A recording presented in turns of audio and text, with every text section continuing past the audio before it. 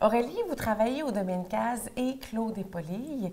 Et de ce que j'en comprends, vous avez près de 200 hectares en biodynamie.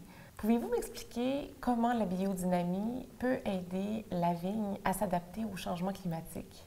Alors la biodynamie, c'est quelque chose qu'on a commencé il y a très longtemps au domaine Case, sur 200 hectares au niveau de Rivesaltes.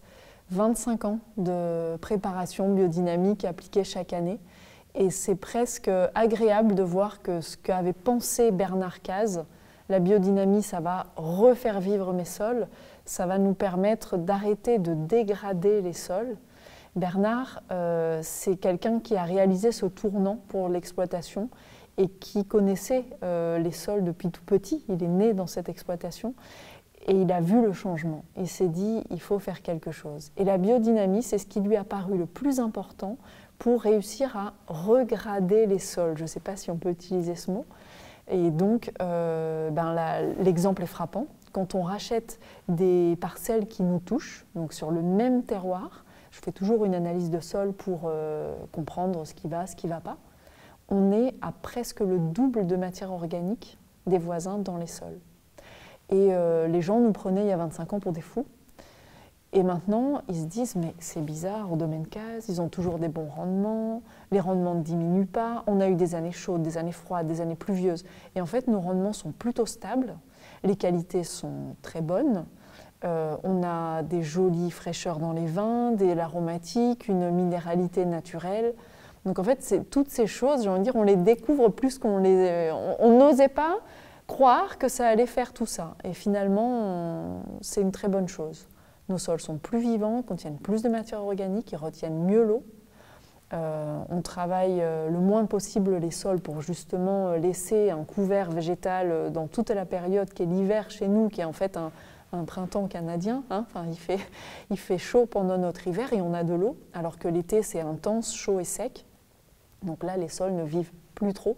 Par contre, dès les premiers orages de l'été et jusqu'à l'arrivée du début de l'été suivant, là, les sols peuvent travailler. Et on s'applique à faire tout ce qu'il faut pour que justement cette teneur en matière organique qui descend partout dans le monde, chez nous, elle ne descende pas et même elle remonte. Quand vous parlez de matière organique, pouvez-vous nous expliquer un petit peu plus en détail en quoi cette matière organique aide la vigne à être plus résistante au changement climatique? La matière organique dans les sols, c'est ce qui structure un sol.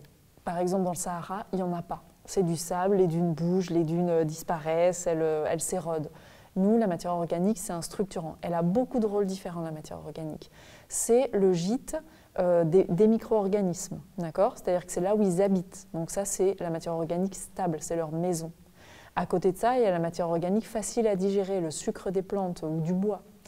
Ça, c'est ce qui va les faire nourrir. Et quand ils digèrent ces composés-là, en fait, les micro-organismes relibèrent des choses qui sont assimilables par les plantes qui sont en train de pousser.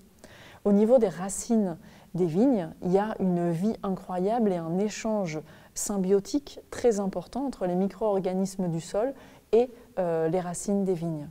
Et donc, sans cette activité du sol, on sait donner à manger aux vignes des engrais chimiques et elles l'assimilent directement. Mais en fait, l'engrais chimique ne capte pas l'eau, ne structure pas le sol, rien. Et donc, nous, sans apporter rien de chimique, juste avec les composts végétaux, les sarments qu'on vient broyer, les feuilles qui tombent, les engrais qu'on peut apporter, les moutons qu'on fait pâturer, on apporte des micro-organismes, de la matière organique qui favorise ce cycle du sol. C'est très important en biodynamie, le cycle. Voilà. Il faut que tout se transforme, on est dans un équilibre. Donc on n'a pas des rendements de fou, on a des rendements stables et on a des plutôt bons rendements pour la région, puisque justement nos sols ont gardé ces qualités. Et ça, c'est très agréable à voir et de travailler des raisins qui sont très bons aussi. En biodynamie, vous utilisez plusieurs préparations et plusieurs tisanes. Est-ce qu'il y en a qui sont particulièrement utiles pour aider la vigne à s'adapter au changement climatique? Alors nous, on utilise pour les conditions climatiques plus extrêmes. Ici, on a deux exemples. On a la prêle qui est très utile en conditions humides, parce que la prêle, c'est riche en silice, c'est-à-dire que quand on joue avec la prêle sèche, on a l'impression d'avoir joué avec du sable. On a une sensation comme si on avait été à la plage de sable fin, hein, une sensation un peu... Voilà. Et donc dans la prêle, il y a beaucoup de silice et ça aide à l'assèchement des vignes et ça aide à leur meilleure exposition au soleil. Donc ça, c'est le principe aussi de la 501. Et ça augmente la résistance des cuticules face aux attaques fongiques. Donc en milieu humide, pour les gros épisodes pluvieux et tout ça, la prêle, c'est quelque chose qui nous aide à stimuler la plante et la renforcer face à tout ça. Et quand le temps change, qu'on n'est plus au printemps, qu'on arrive à l'été, que c'est très sec, que c'est très chaud, là on utilise l'achillée, qui est une plante qui a une très bonne adaptation à la sécheresse avec sa feuille extrêmement découpée, l'achillée millefeuille, d'où son nom.